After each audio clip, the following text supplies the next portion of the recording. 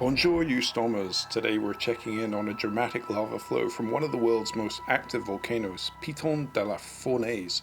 This eruption, which began on 13th of February on the southeast flank of Dolomieu Crater, shot out a lava flow that then stalled at around 1,725 meters elevation on 16th of February.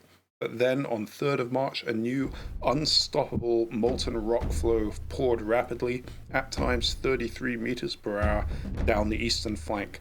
It approached, closed, and then crossed a major highway before pouring into the Indian Ocean last night. Let's take a quick look at it.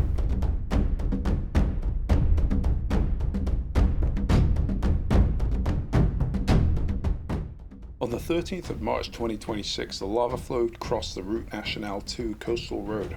This is the main route connecting southern and eastern Reunion, and it cut a key transport link. This type of event has happened before. The same highway has repeatedly been rebuilt after lava flows buried it.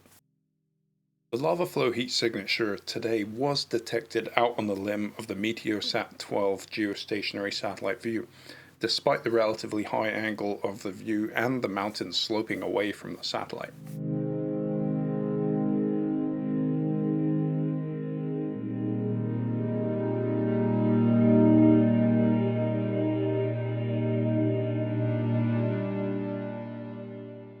The advancing lava flow entered the Indian Ocean last night around midnight, 15 to 16th of March 2026. It has been around 19 years since the last time this happened, and when lava enters the ocean, it can produce large steam clouds as well as explosive fragmentation of lava.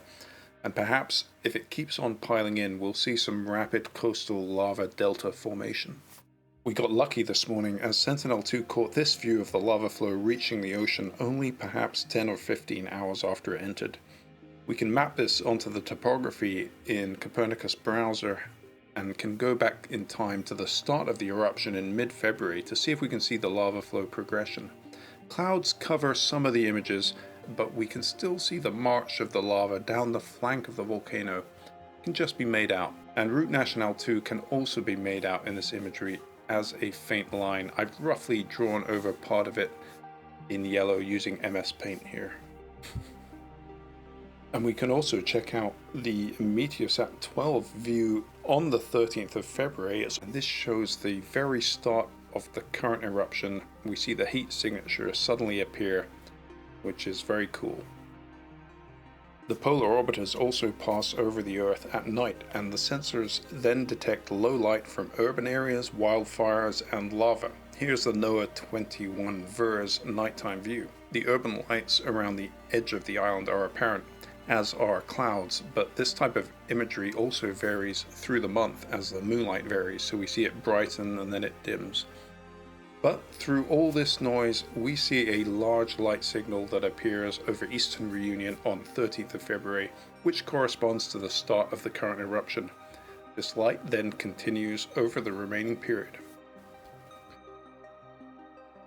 And that's just a few things on this eruption. Thanks a lot for watching, and see you in the next one.